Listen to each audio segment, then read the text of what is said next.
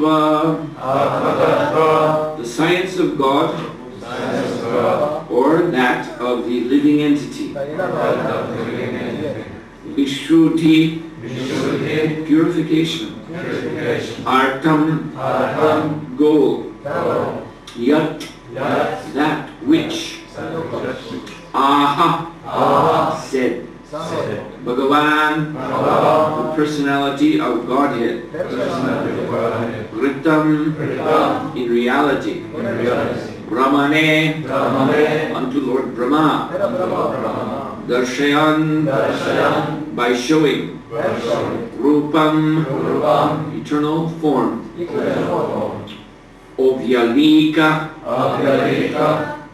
without any deceptive motive. Vrata, vow. Avritaha, worship. Translation and purport by His Divine Grace A.C. Bhaktivedanta Swami. Srila Prabhupada Ki Jai. O King, the personality of Godhead, being very much pleased with Lord Brahma, because of his non-deceptive penance in Bhakti Yoga, presented his eternal and transcendental form before Brahma. And that is the objective goal for purifying the conditioned soul. Report. Atma Tattva is the science of both God and the living entity. Both the Supreme Lord and the living entity are known as Atma. This Supreme Lord is called Paramatma, and the living entity is called the Atma, the Brahma, or the Jiva. Both the Paramatma and the Jivatma, being transcendental to the material energy, are called Atma.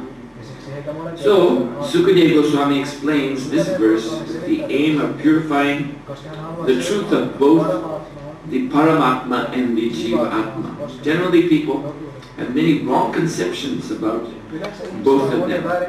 The wrong conception of the Jivatma is to identify the material body with the pure soul. And the wrong conception of the Paramatma is to think him on an equal level with the living entity. But both misconceptions can be removed by one stroke of Bhakti Yoga. Just as in the sunlight, both the sun and the world and everything within the sunlight are properly seen. In the darkness one cannot see the sun, nor himself, nor the world. But in the sunlight one can see the sun, himself, and the world around him. Srila Sukadeva Goswami therefore says that for purification of both wrong conceptions, the Lord presented his eternal form before Brahmaji, being fully satisfied by Brahma's non-deceptive vow of discharging Bhakti Yoga. Except for Bhakti Yoga, any method for realization of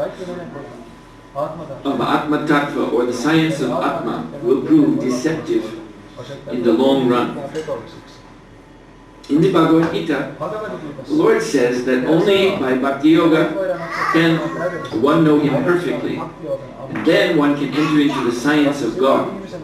Brahmaji undertook great penance in performing Bhakti Yoga, and thus he was able to see the transcendental form of the Lord.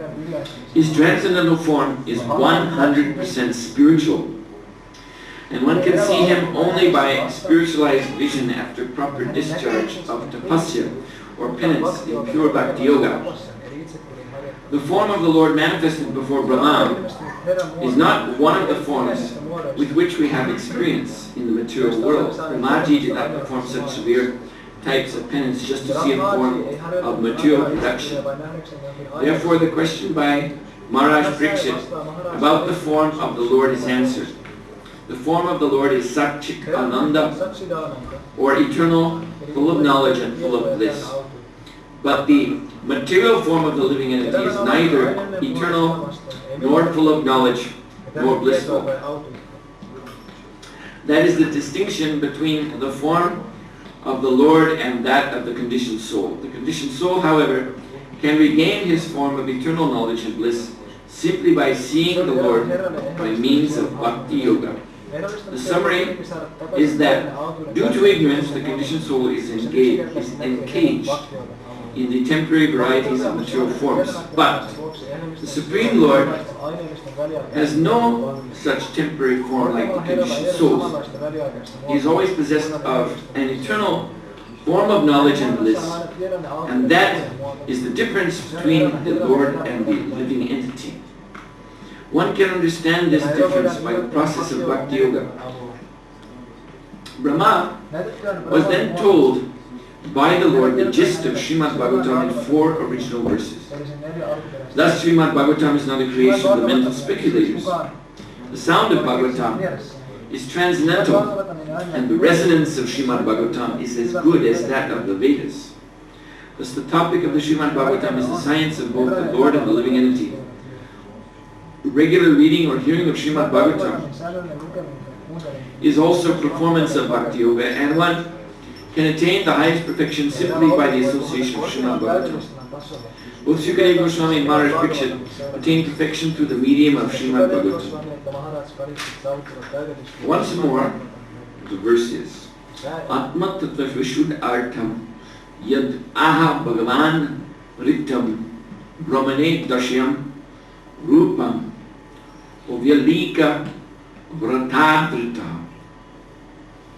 O King, personality of Godhead being very much pleased with Lord Brahma because of his non-deceptive penance and Bhakti Yoga presented his eternal and transitive form before Brahma, and that is the objective goal for purifying the conditioned soul. Ukam karoti bhachalam mangalam ayate grimya kripatadaham bande Sri Gurum Dinataranam. So this excellent purport is, of course, excellent verse and purport is, we can say, use the word hinged, in other words, the foundational point on which the message of this purport is swinging one way and another way. The two ways we mean is there's a transcendental understanding, and then there is also a reference to the false material understanding. Everything in Vedic knowledge works like that. There is vidhi nisheda. Vidhi means the positive principle that we must accept so that we can be established in the absolute truth. And then there is nisheda, the negative principle or the false principle that we must reject. Just like smarta vyasatatam Vishnu, vismartu najatu chit. This is the ultimate vidhi nisheda. That one should always remember the Lord and never forget Him. See, on the one side is positive order, always remember Krishna. And what must we avoid? That is to forget Him, even for a moment. So if we can keep this vidhi and simultaneous nisheda, then Satatam Vishnu Smartavya Satatam Vishnu Vismartu Najatu Chit Savaviti what is that? Savaviti Nisheda. I forgot the rest of the verse, but anyway it says, if you can keep these two vidhi and nisheda, then you have accomplished all the rules and regulations of all the Vedas. Everything that is to be followed up, because if one gets into these, they're very technical.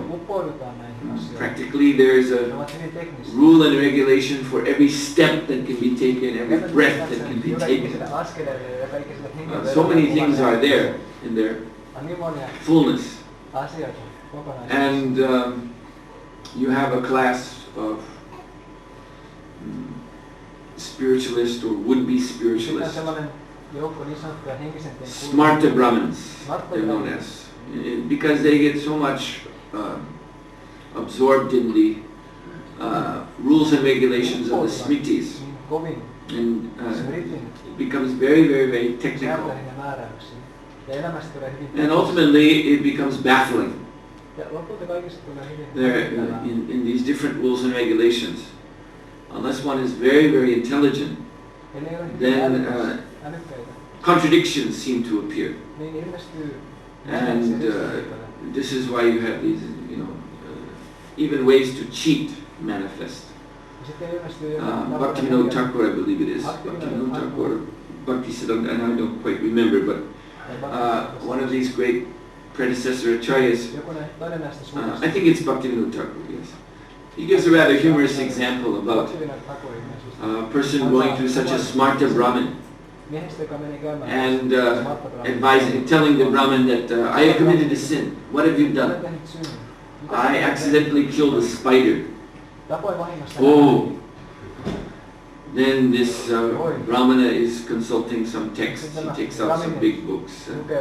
He says, oh yes, this is very serious, and to become purified of this sin, there is an elaborate ritual that I can help you to perform. And of course, by saying this, what the Brahmana is saying is that you will have to,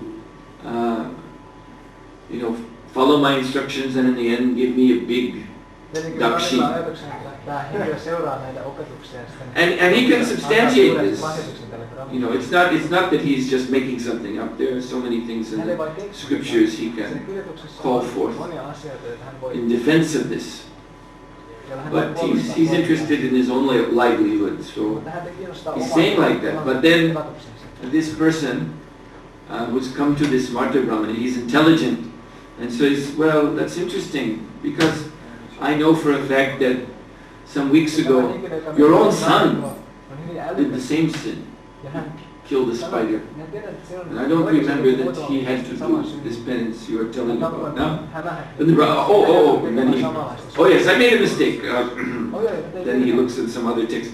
Yes, sorry, this is a mild thing. Don't worry. So the Smarta Brahmin has been caught. For his own son, he finds that it's a very simple thing.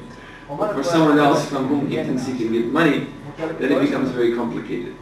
So you see, this is possible because the scriptural rules and regulations become so elaborate and so complex, and they seem to contradict one another. So it can become baffling, and that's even a reason why people lose their faith. Because they see, wait, in this book it says this thing, in that book it says another thing. Of course, one who is very intelligent, very learned, like our great acharyas, they can settle these apparent disparities because they see to the ultimate truth, which is Krishna. And so, therefore, this statement is there. That smartavya satatam Vishnu, this smartu nanjatuche. Sarva vidi nishedishur etyoreva kinkara. That if you can do this one thing, always remember Krishna and do one other thing, or don't do one other thing, which means to forget him, then indeed there is no other rule and regulation to be followed. Because by doing these two things, you must be following all perfectly. Because that is the whole point. So this Brahmaji, who is the original Kavi, the original reciter of the Vedas in this universe, he has understood on this day. This is the purport of this verse. Srila Prabhupada writes that the transcendental form of the Lord is the objective goal for purifying the conditioned soul. Just to realize the Lord's pure eternal form. By realizing this form, one does come to this stage to have perception of the Lord's personal form is a matter of what is known as anusmriti, or concentrated remembrance. And that of course means never forgetting. And this is directly stated in the Brahma Samhita, our own Brahma Samhita, which this sampradaya of ours has received from Sri Chaitanya Mahaprabhu, originating in Lord Brahma himself. And Prabhupada said, this is for us, for we devotees coming in the line of Lord Chaitanya Mahaprabhu, this is for us Veda. There are 4 great Vedas and Vedangas and so many things are there. But when Prabhupada was directly asked, for example, at our fire sacrifices, what Veda should we chant?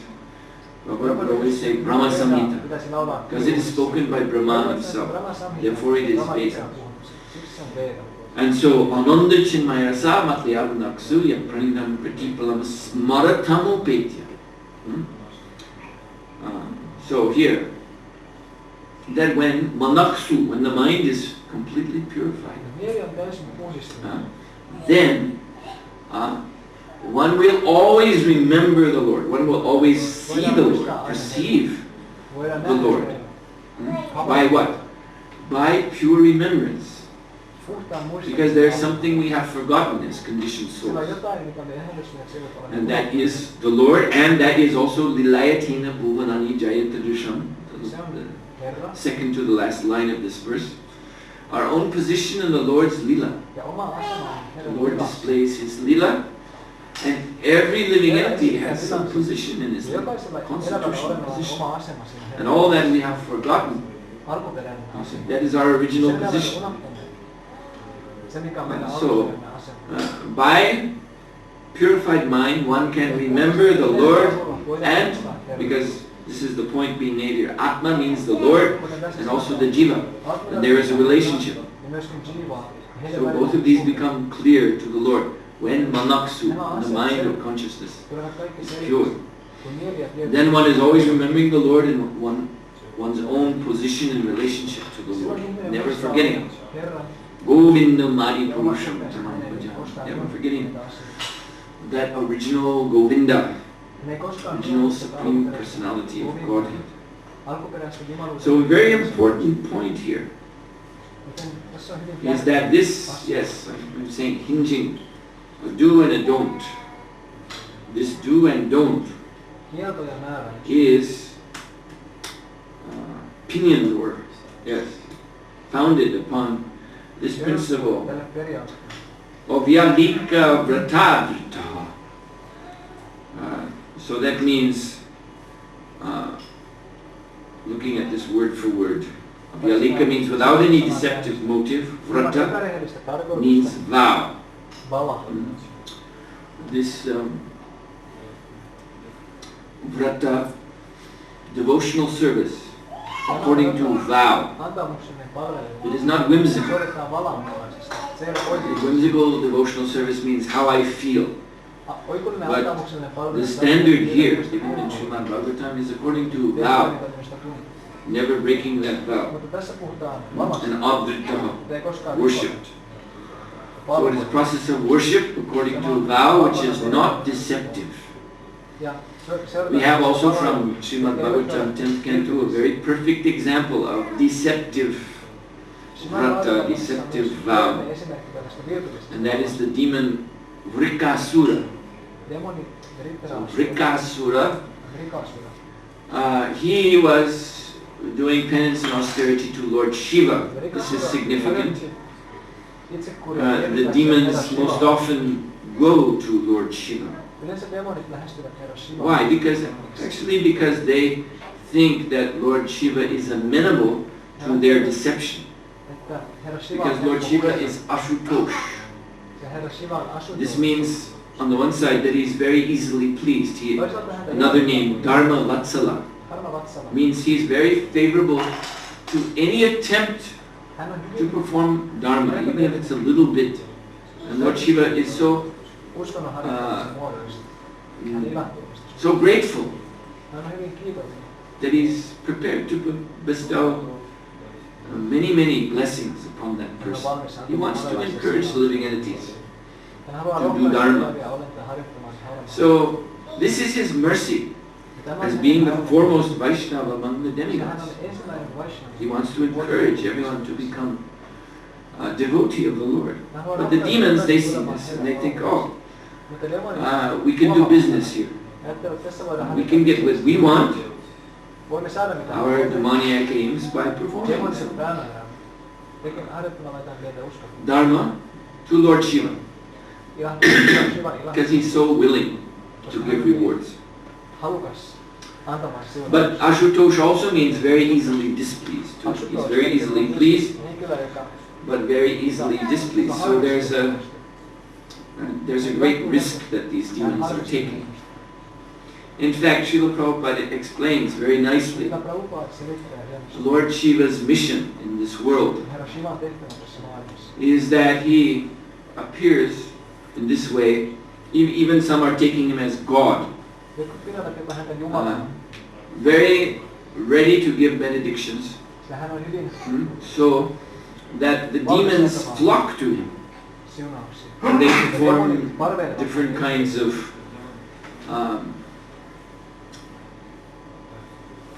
Ghora Vrata, horrible kinds of vows involving severe penances causing pain to the body. This is described in Bhagavad Gita as demoniac. And he blesses them because he's Mahadev among the demigods. He is the greatest. Even he is greater than Lord Brahma. Apparently he is the son of Lord Brahma. But on a higher level, Sadashiva, who is non-different from Mahavishnu glancing at the universe. So is Vishnu, who is the father of Brahma. So an aspect of Vishnu when he's glancing at the universe is Sadashiva. Because emanating from the eyes of Lord Mahavishnu, when he's looking at Durga, is the Jyotirlinga, which impregnates Maya Devi, implants in her all the living entities. So that Jyotirlinga is Shiva. So that means before Brahma, there is Shiva. And then within the material world, Lord Shiva becomes, there's this pastime where he becomes angry at the four Kumaras. And in his anger he makes a frown, and out of this frown comes Rudra. But Rudra is, we can say, a local incarnation of Lord Shiva within this universe. But beyond the universe, there's a great metacosmic Shiva. So he is practically, he is almost on the level of Vishnu. He has his own tattva above Jiva tattva, Shiva tattva, and then there's Vishnu tattva. So if Lord Shiva gives a benediction, it is a benediction unlike any other demigod can give. And so the demons approach him and they get blessed with such powers that make them invincible. At least as far as the jivas are concerned. And so what does that mean? That means the Supreme Lord, he incarnates to kill such demon. And this is the benediction of Lord Shiva. This is his real benediction. Not these other things he gave. Whatever powers he may have given to Ravana and others. That's not his real benediction. His real benediction that in the end, this jiva who is so puffed up, because this is actually the result. Lord Shiva gives benediction, and because he is the Lord of Tamoguna, so the ahamkara, the false ego, swells and swells and swells. This demon becomes so puffed up, so proud, but finally he meets the real Lord. This is by the blessing of Lord Shiva.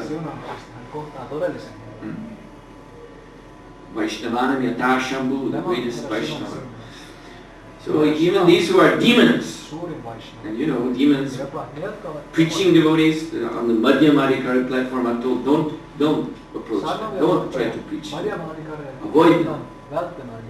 So how can they be saved? This is Then the Lord himself confronts them and dispatches them, and they leave the body seeing the Lord before them. So that is the greatest blessing that Lord Shiva gives to the lowest of the living entities. Greatest. Therefore, he is said to be the greatest Vaishnava. No one else can do that. How is it possible that a demon can have darshan of the Lord in his last moments? Darshan of this form, this original form. This is by the blessing of Lord Shiva. So, Vrikasura, back to him. He was performing deceptive penance before Lord Shiva. He was performing such severe penance that he was cutting his flesh and offering it into the fire. Please Mahadev. And he was just preparing to cut off his own head. What a madman. Lord Shiva then appeared before him and advised the demon, why are you doing all this?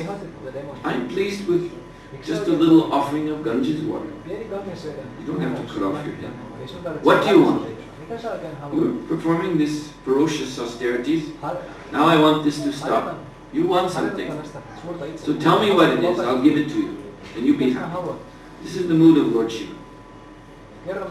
So then Vrikasura, seeing Lord Shiva, he remembered Lord Shiva's wife, Gauri. Gauri means she is white or golden, very effulgent, most beautiful. So he remembered Gauri Devi, and he thought, I would like to have this Gauri Devi as my own. So he had a benediction in his mind. That benediction was, because he wanted to defeat all enemies, that whoever's head I will touch, let that head explode. All I have to do is touch their head and boom, they'll be finished. So he thought of asking this benediction, but at the same time, Gauri Devi entered his mind. So he said to Lord Shiva, give me this benediction, that whoever's head I touch will crack. And Lord Shiva said, all right, now you have it. And then, laughing like a madman, Vrikasura tried to touch Lord Shiva's head. Lord Shiva fled away with Vrikasura in hot pursuit. So you see, this is such a demon. Such a demon, because in this case, this means Lord Shiva was acting as his spiritual master. Lord Shiva was the recipient of his austerities, the giver of benedictions, so he was his guru. But he wanted to kill his own spiritual master, take his Gurudev's wife, his possessions, and assume his position. This is such a low demon. So Lord Shiva fled here and there, and finally he came to Svetadvip. And Vrikasura was able to enter Svetadvip again. How was it possible? He could enter Svetadvip, the planet of Lord Vishnu. This is by the grace of Lord Shiva. And entering there, he could not find Lord Shiva, but he found one very pure, very attractive brahmachari.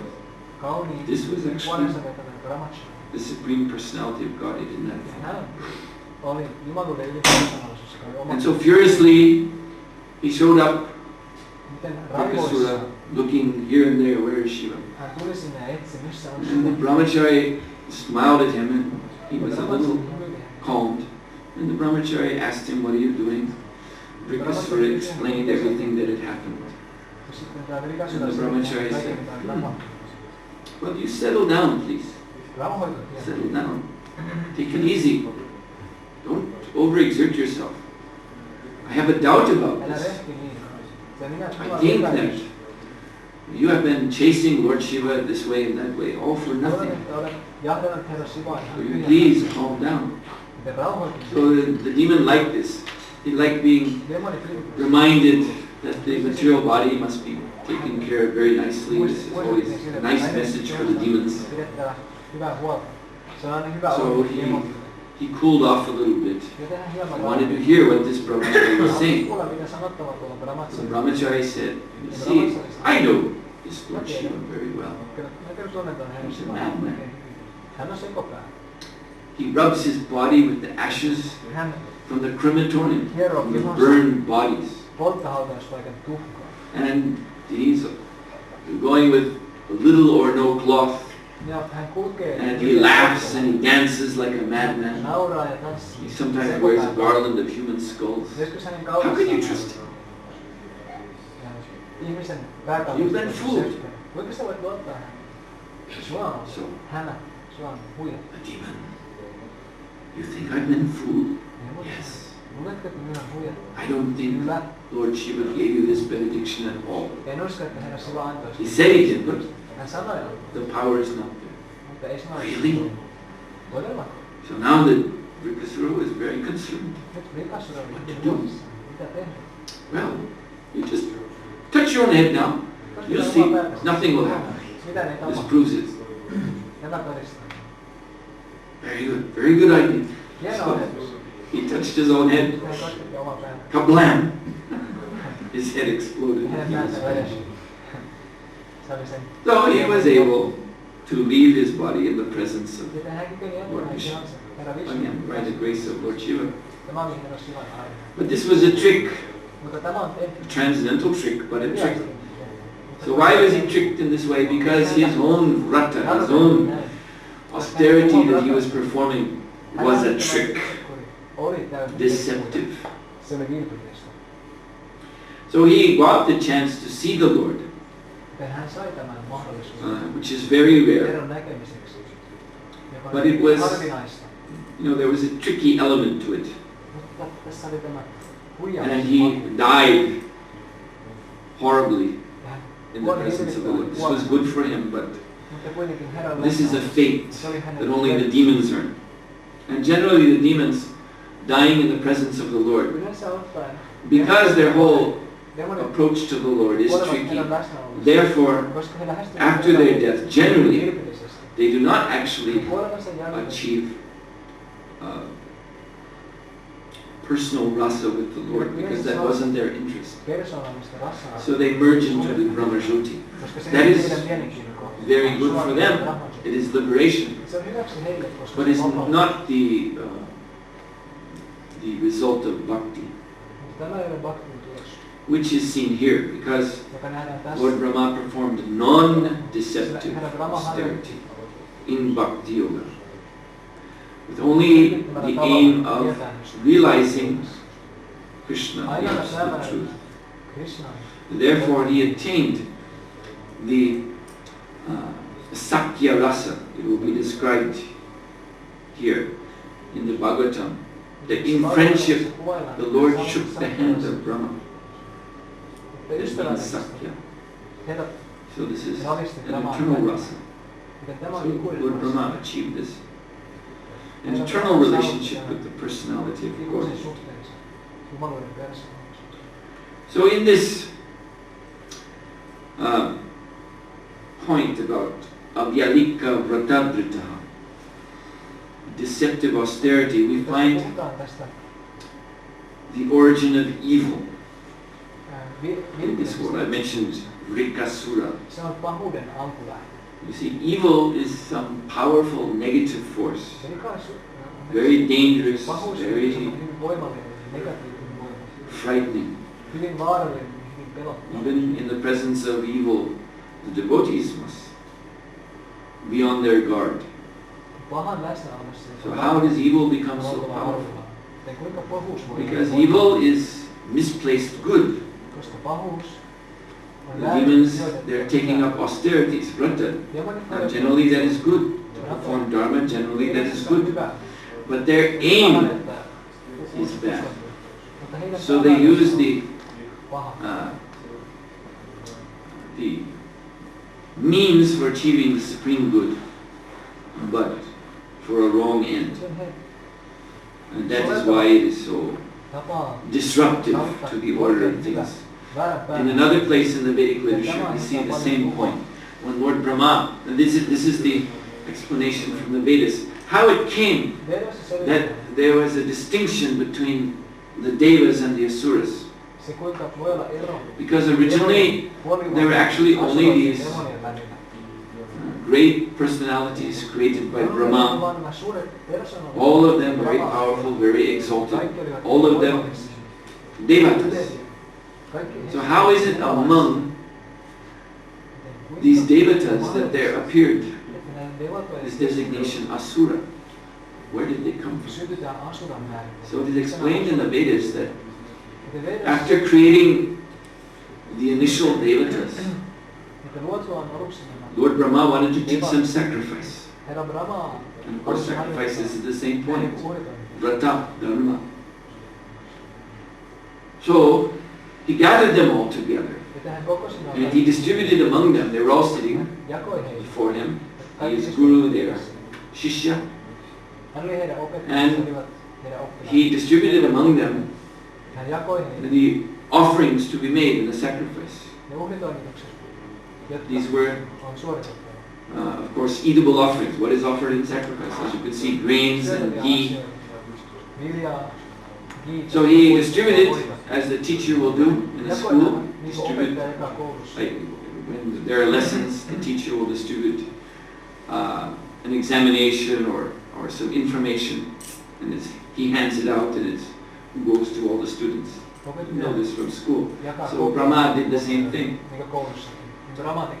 And when he was ready to start the lesson after distributing, he looked and there was a section of his students who had already placed the offerings in their own mouths. The others were sitting with the offerings in their hands, ready for further instruction. But some had put the offerings in their own mouths.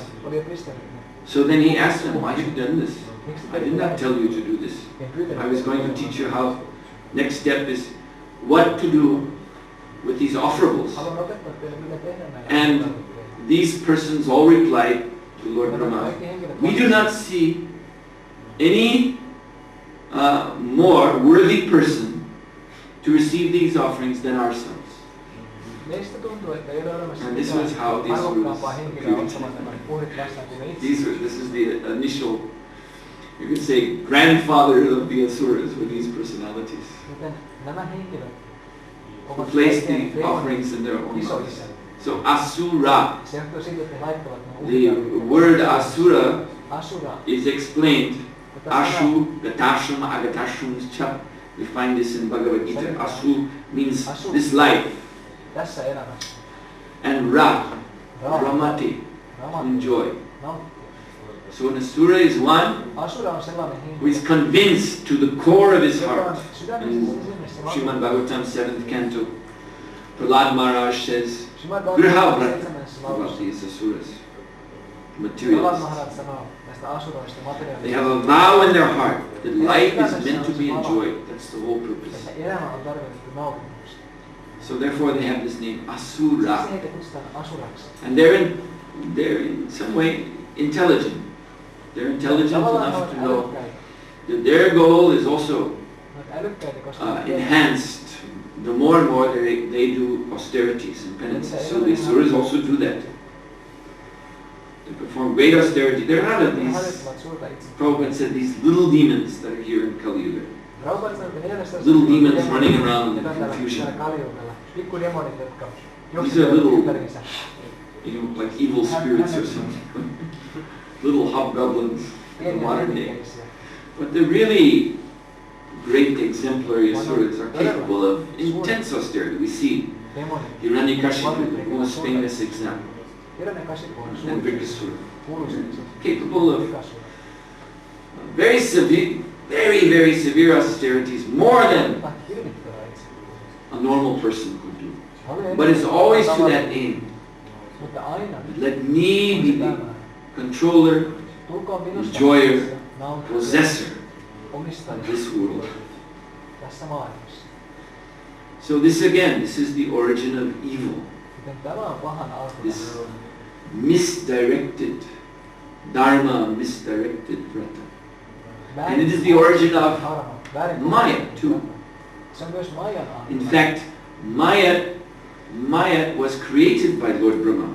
Of course, we're not talking again about the great Maya, the Vishnu Maya, the great Maya of Vishnu. This ultimate Maya, which bewilders us here in the material world in the most fundamental sense. But even that Maya, that Vishnu Maya, because it is Vishnu Maya, then initially at least, it is in the mode of goodness. And so in the mode of goodness, one can cross over this Maya by surrendering to the Lord. The initial state of creation is very pure and very good. But Brahma created a Maya, specific Maya for the demons. And this means cheating, deception. This is their specific power by which they progress in their endeavors. By illusion, by cheating. So this was given to them by Brahmaji. Because every living entity has to have their place, has to have their purpose. So Maya was created. This is the origin of Maya. Maya was created for these demons. They wanted it. And so it came into being by the grace of Brahma. And this is the modern world also. The modern world is the result all over the world. We look at these civilizations in the modern world that have become prominent. The Western civilization. Right now there's in the news all this talk about clash of civilizations. And this means basically the Judeo-Christian civilization versus the Islamic civilization. So these have arisen from two great religions. There were two great teachers. Or three. Judeo-Christian means there are ancient prophets like Moses and then Jesus Christ. And then Islam means Muhammad. So Srila Prabhupada states in this Bhagavatam that Jesus Christ and Muhammad are Shakyavesha avatar. They're jivas empowered by the potency of the Lord, who have come to preach in Kali Yuga to give an Upadharma. That means a stepping stone dharma. It's not dharma in the pure sense, but it's a stepping stone for mlechas and yavanas to make progress. But what has happened? Yes, because they are mlechas and yavanas. Demoniac. They have taken this dharma and misused it. And so now we have two demoniac civilizations. Judeo-Christian civilization here in Europe and America, and the Islamic civilization in the Middle East. And what are these? These are civilizations dedicated to slaughter of innocent animals, and meat, killing animals, taking the meat for food, with some, ritualistic purification of the meat. The animals must be slaughtered in a certain way, then they're considered pure. This is Gaura Vrata. This is horrible. It's a horrible type of religious practice. And so this wrongly directed religion is just fueling illusion. And yes, they have become powerful, they have become puffed up. And their only business is to do harm in this world. And now they're clashing. Clash of civilizations. And this is inevitable. Srila Prabhupada said, this is Maya's business. Prabhupada used to see that a teacher would, if there were two students fighting in the class, creating disturbance, then the teacher would call them both to the front of the class. I'm sure they don't do this anymore. I'm sure now if a teacher would do this, he would be brought to court for child abuse or something. But in the good old days when children used to really get an education, instead of what they get now, touchy-feely, sentimentalization. There's a book you should read called The Sentimentalization of Modern Society, a very good book, written by some intellectuals, and they're pointing out that modern education is not education at all, which everyone knows really. But it is a result of the real principle of teaching and discipline and authority having given way to just touchy-feely, huggy, you see, I'm okay, you're okay. And so there's no education to speak of, and there's all these statistics to show how moronic the children are now. They're not learning anything. They don't want to learn. They're just self-indulgent. But anyway, previously, when they used to give an education, so the teacher, if there were two students disrupting the class, he would call them both up in front of the class. And he would order them, each one, to take the ears of the other. So they'd be holding, and then he would tell them, now pull the other's ears. So they would have to pull each other's ears, and of course it's very painful, and they would be crying, but the teacher would say, don't let go, keep pulling, keep pulling. So the Prabhupada said he used to see this in his school days. And he said, this is what Maya does. You see, two so-called, powerful, belligerent nations or civilizations. And Maya brings them together to pull one another's ears. Put each one in pain.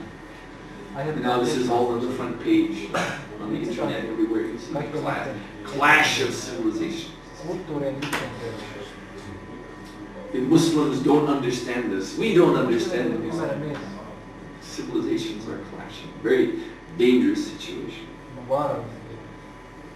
So this also is all going back to the same point.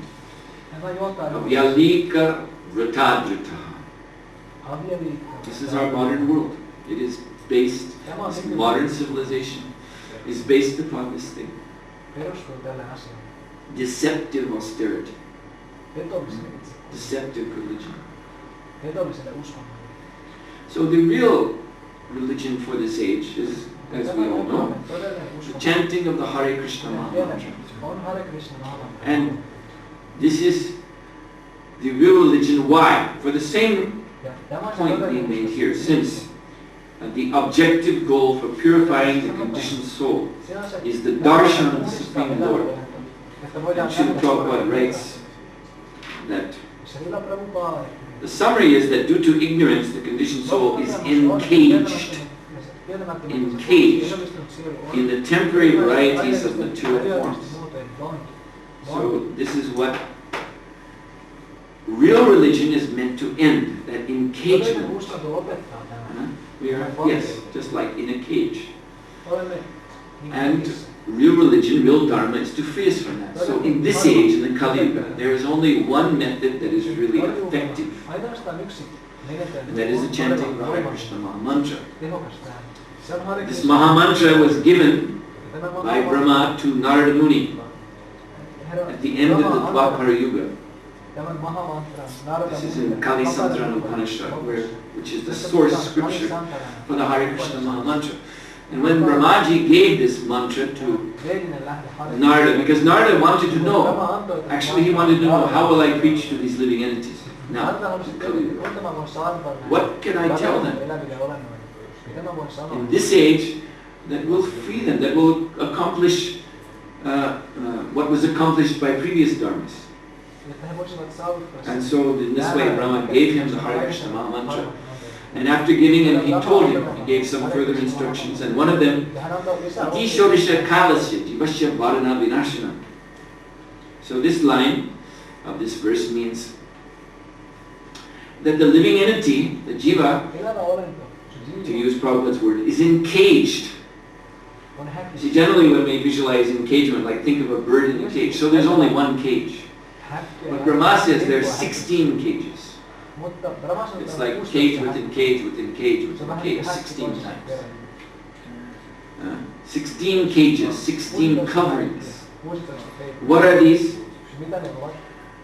So there are 10 kinds of senses. Each sense is considered a covering. Covering of our pure consciousness. Like our visual sense. Sight. We think this is giving us knowledge, but actually this is putting us in ignorance. We're not seeing reality. We're not seeing tattva. Hearing, seeing, smelling, tasting, feeling. This is 5 kinds of jnanendriya.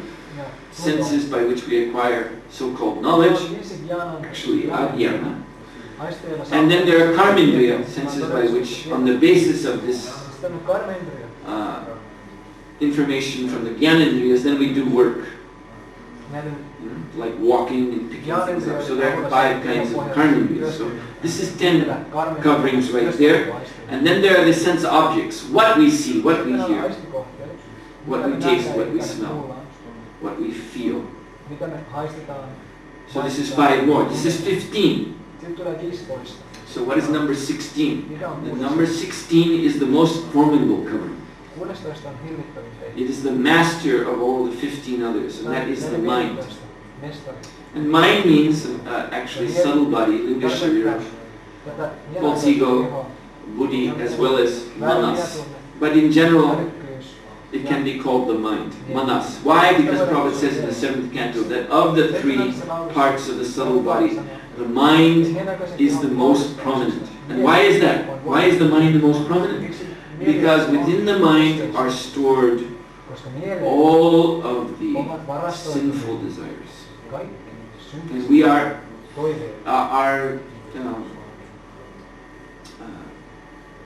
conditioning in this material world, our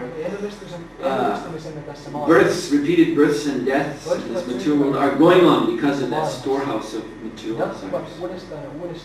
So that is within the mind, in the subconscious portion of the mind. So, the mind, number 16, is the most formidable. The other 15 serve the mind. And the mind has 11 vrittis, which means 11 material occupations. And 10 of these are again with the senses. I mentioned already the 10 senses. So, if you study the mind, you see how it is engaged very often in just what we're seeing or what we're hearing, what we're feeling. It's very often what the mind is engaged in. But then there's 11th engagement of the mind, and that is engagement in itself. When we speculate, or when we're thinking how important we are, you see, intoxicated by our seeming self-importance. So this is called abhiman vritti. Abhiman is the false conception. It's the word very similar to ahankara, slightly different. But it means the false conception of oneself. And ahankara means, literally ahankara means I am the doer. So these two, abhiman and ahankara, they're very closely interrelated. But abhiman means conception, what I think I am. And ahankara actually means what I think I'm doing. So you can't really separate the two. They're almost synonymous, but there's just a slight nuance of difference. So abhiman vritti, when the mind, because otherwise the mind engaged with the senses, it's doing things. But then sometimes the mind is just by itself. And then there's just abhiman vritti, just thinking how great I am, or off on some lofty speculation of this or that. So these 11 engagements of the mind are material. And they take up all the consciousness of the conditioned soul. The consciousness of the conditioned soul is 100% engaged in these things. So this is very, very formidable obstacles for spiritual life. These 16 coverings of the soul, as I said, they perfectly encage the soul. So Brahmaji says, Iti Shorisha Kalasha. There are these 16 coverings, but within the Hare Krishna Maha Mantra you can count. If you count each name, go through the mantra, and for each name, Hare Krishna, Hare Krishna, Krishna, Krishna, Hare, Hare. In the first part there's 8. So obviously in the second part there's another 8. That's 16. So there's 16 names in the Hare Krishna Maha Mantra. So Brahmaji says the 16 names attack and destroy the 16 coverings. Iti Shorishka Kalasya Jivasya Parana Vinashanam. And then, when that is done, when the 16 coverings are destroyed, Tata Prakashti Parab Brahma Mega Pai Ravi Rasmi Mandali Viti. And just as, and here we have a perfect day, perfect example of Finnish weather. Iron gray slate of clouds above the sky. So the other, when I was in Poland a few days ago, I gave an example. Suppose in Finland would be a country where something like this might happen maybe in the future. But imagine people were living in a country and they couldn't easily leave the country. And this country was always like this. 365 days a year, this was how the sky looked. So I was saying, if all human beings lived under such condition, there was nobody who ever had a chance to see the sun because the clouds never opened. Then there would be speculation about the light, where the light comes from. And there would be some among the human population who had there were some old scriptures or some old philosophy from a long, long time ago that says, yes, there is a sun disk, a sun globe that rises every day and crosses the sky and then sets. And this is giving light. And others would scoff and say, what are you talking about? That's a crazy idea. No, we think then there would be different theories. We think it's this gray covering. It just becomes light for some hours and then becomes dark. Or others will say, it's our own eyes. For some hours of the day, our own eyes have more power. So therefore we're seeing more. And then they get tired and they reduce their power and then we don't see anything. It's very logical, very scientific. See? And there would be dispute whether or not there really is a sun. And who could say? You see?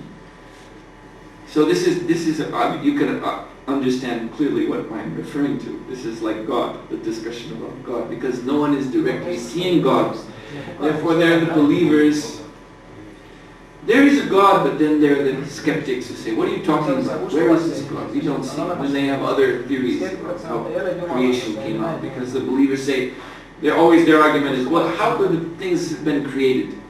How could this wonderful creation exist without a God, intelligence, supreme intelligence? No, that's not required. God's not required. It could have happened by accident or this or that. Blah, blah, blah. So it's same like this discussion about the sun.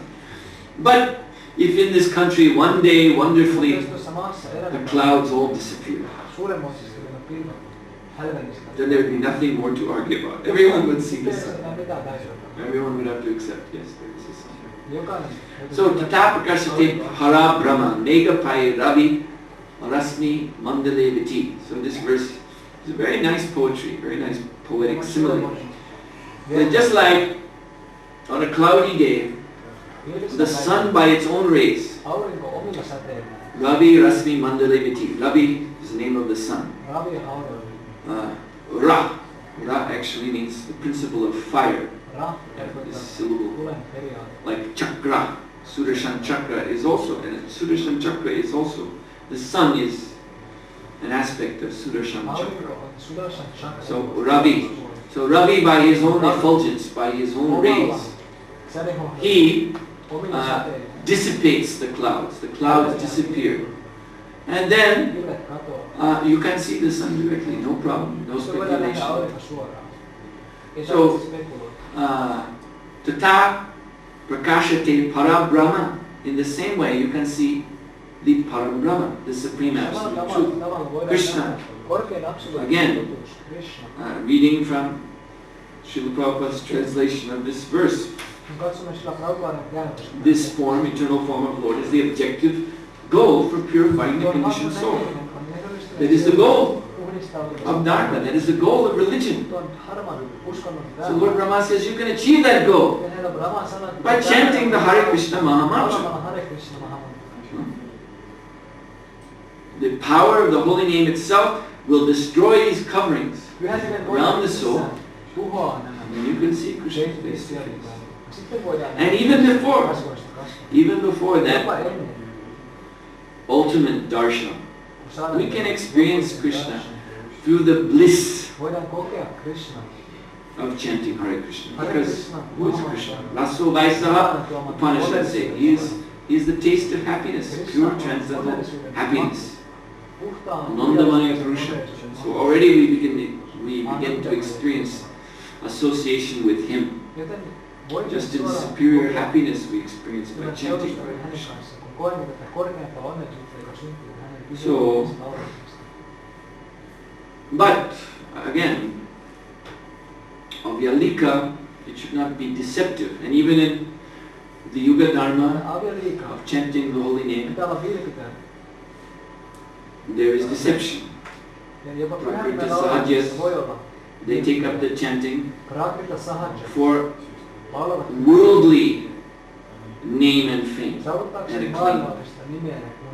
They take up chanting to become, to mislead others into thinking that they are great Mahabhagavatas and avatars and whatever. But their chanting is not pure. Therefore, we are warned to avoid 10 kinds of offenses. This chanting process must be taken up seriously, again with vrata, with vow.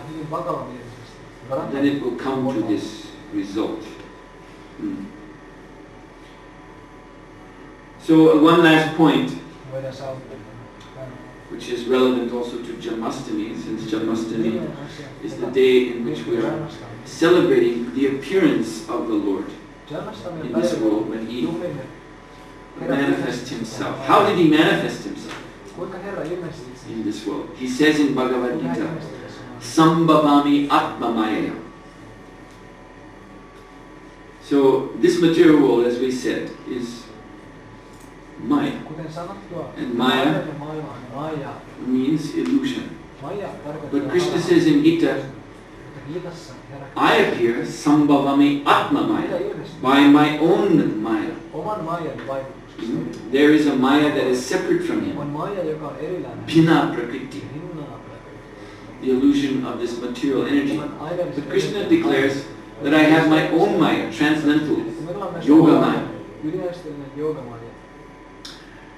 So, you know the difference that the Mahamaya, material Maya, pushes us away from Krishna, closes the door to perception of Krishna. And Yoga Maya brings us into relationship with Krishna. But you also know that it's not possible for any jiva to perceive and to know Krishna in His fullness, because He is unlimited and we are limited. So there is also a kind of benign, this word benign means well-wishing. There's a kind of well-wishing Maya in this Yoga Maya, which is connecting us to a Krishna, I shouldn't say a Krishna, but connecting us to Krishna. But Krishna who is, Prabhupada used to say, because devotees would ask Srila Prabhupada, how big is Krishna? Maybe they were expecting some fantastic answer. of colossal proportions, because this is how people think of God in the neophyte stage. He's the greatest of all, so that doesn't mean he's bigger than anyone. So how big is Krishna? And Prabhupada said, same as you. He's our size. So this is Yoga Maya. This is by the mercy of Yoga Maya. And when Krishna appeared, he was just the same size.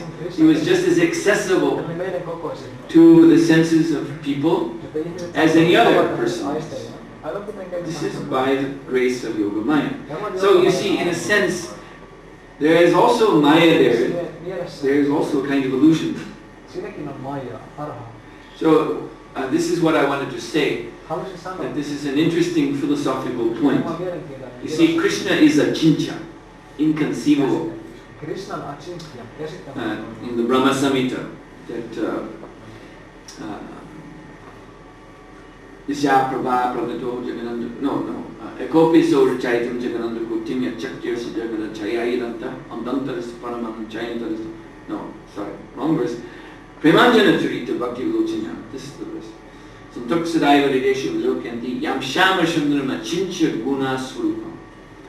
So the Lord is a Chincha Guna. His Swarup is of inconceivable qualities. Actually, in his own right, in his own existence, he's beyond the power of the jiva to perceive. Even the liberated jiva, by his own capacity, his own consciousness, cannot see the form of the Lord. And so those liberated jivas who are not blessed by the Yoga Maya, where are they? Who knows? Where are they situated? Brahmajyoti, yes. So they're liberated, and they're in the transcendental position, but there's no Swarup of Krishna. And this is as far as a jiva can go by his own strength. He can attain Brahmajyoti. So beyond that, then there must be the blessing of Yoga Maya. But it is understood that this, you see, Yoga Maya is just tuning our consciousness to Krishna, as by his mercy he wishes to appear before us. He himself is limitedly greater than that, and expanding in every moment. Also. So this is wonderful. So what this means is that there's no truth. This is important to understand. There's no ultimate truth, as this truth is thought of in the whole Western philosophical tradition. There is no ultimate truth. The sense of ultimate truth goes back to Plato. And Plato was more or less an impersonalist, who thought of truth as being some kind of ideal principle, living in a pure realm. More or less it's a kind of spiritual idea. But he thought that this truth can be understood by our own intelligence, by philosophical, you see, reasoning. You can finally come to knowing this truth. So there is no such ultimate truth as that. There is a truth. The truth is Krishna. And Krishna is the supreme personality of Godhead. It was a Chincha Guna Srupa. So he's ever beyond our capacity to know in fullness. But because he's a person and he loves us and he's merciful, he reveals himself to us. So there's no ultimate truth that we can master, because this is the whole concept of knowledge in the West is that you master it. You know, in the degrees that they give in universities, which are all going back to Greek education. You become, what is that? Magister, there's that formal Latin title. Magister Arbitum or something, is it? You are the master of this subject. See? But the goal of the Vaishnava is not to become a master, it's to become a servant of Krishna. So this is this is a very key principle to understand. That the Krishna conscious conception of ultimate knowledge is not something that you master. Because master means then you become superior to the subject. You know all about it. You're the master of it. And so this subject is the ultimate subject matter. The reason behind the world, which is how Western philosophy conceives of the ultimate truth. There's a reason behind everything. And if you master that reason, then you're the master of the world. And you're God. Then you're the controller of the world. And that means you have the right to be the enjoyer of the world. So this is the defect. It sounds all very nice and logical and reasonable, but it ends in Maya, in very serious Maya, of the lower kind, not the superior Maya. So the superior Maya is not that you become master of some impersonal truth, but you choose by free will to surrender to Krishna. You give up this obsession, this disease to try to become master, and one surrenders to Krishna. So the ultimate truth is therefore a choice. You see, this is the progression of Bhagavad Gita. It's very interesting. Where does Bhagavad Gita end up in the 18th chapter? The actual end of the Bhagavad Gita is where Krishna tells Arjuna, now I've told you everything, now you decide. This is actually, in a sense, technically speaking, the last verse of the Bhagavad Gita.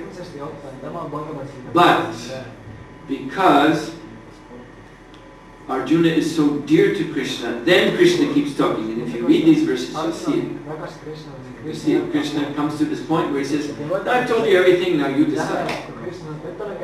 It's a choice. But then Krishna goes on to say, because you're my very dear friend, I have more to tell you. Now I'm going to tell you the Guyatamam, Sarva Guyatamam, the most confidential knowledge. And then he gives these two key verses, which our acharyas say are the Charan Shloki and Gita Rahasya. Gita Rahasya comes first. The secret of the Gita, Manmana Bhagavadabdo Namaskuru. Always think of me, become my devotee, worship me, offer your obeisances to me. Prabhupada always said, just do these four things. That is following Gita. You just do these four things. And then Charan Shloki, the ultimate slope. Just like when you climb a mountain, the point is to come to the point. The whole mountain comes to a point. And that's the point. And that's the point of climbing. You come to that final point, and the final point is Sarvadharma Mritya Dharmamikasha. So there Krishna says, give up all other conceptions of Dharma, which includes conceptions of knowledge and truth and this and that. Give it all up. Philosophy, give it all up. And just surrender to me. So you see, the ultimate truth is not a principle of knowledge, really. And Krishna consciousness is not, it's not a formula. It's not a philosophy in the sense of a body of formulas, like some mathematical text. You see, principles of geometry, and if you can learn these, then you're a master of it. Krishna consciousness is not like that at all. Those things are there in Krishna consciousness, things to know, and that's not to be in any way minimized. Knowing the philosophy is purifying. It purifies us. And that's also the point of this knowledge, to purify us. So that in the end, we can, what? We can make the right choice that Arjuna made. Because that's the real point. The real point is choice, not answers to questions, but you have to answer the question. Are you going to surrender to Krishna or not? You see? Not that you get a bunch of answers and then you become a self-important philosopher sitting around thinking with a swelled head that you know everything. You see, then you're okay, then there's nothing to do for you. You see, but no. All this knowledge comes up to something that you have to do, the most important decision. Not only in this life, but in all existence. Whether we will surrender to Krishna. And Krishna, you see, is urging Arjuna. He goes beyond knowledge. We can actually say the knowledge portion of the Gita, the informational portion of the Gita, ends where Krishna says, I've told you everything, now you do what you want to do. Then it's like a new, Gita shifts into a whole new dimension of Krishna's personal love for Arjuna. And he's urging him, you are my friend, you are dear to me, you must surrender to me. And this is what Arjuna does. So ultimately, all of this culminates in the heart. The affair of the heart. Love and surrender, and acceptance, devotion. But purified. Therefore this knowledge is necessary, because without the progress of this knowledge, then of course the heart is clouded with Maya. And people, when they act on their emotions and their inner yearnings and urges and all of that, before they're purified, then they make terrible mistakes. Then you get all these tragical, Romeo and Juliet kind of things. The world is full of that. Tragical mistake of following the heart. But again, the ultimate is also not to follow some rarefied, sterile knowledge either. List of answers. Like to become like a computer, in other words. You see, that's how computers work. You input some question. You've got something, like on my computer I have everyone has Folio, the database, I have Encyclopedia Britannica, so you can put in Encyclopedia Britannica, you get this, there's one little box that says Ask Britannica, so you can just type in some subject you want to know about, you get a long list of answers you can investigate, you can press on and all this text. But this is not the nature of the ultimate truth. The nature of the ultimate truth is that we are to surrender to Krishna out of love and serve Him. And then Yogamaya facilitates by placing us in relationship with Him. So this is about the non-deceptive realization, the objective goal of spiritual life, which is Krishna's form. So I'll stop here today.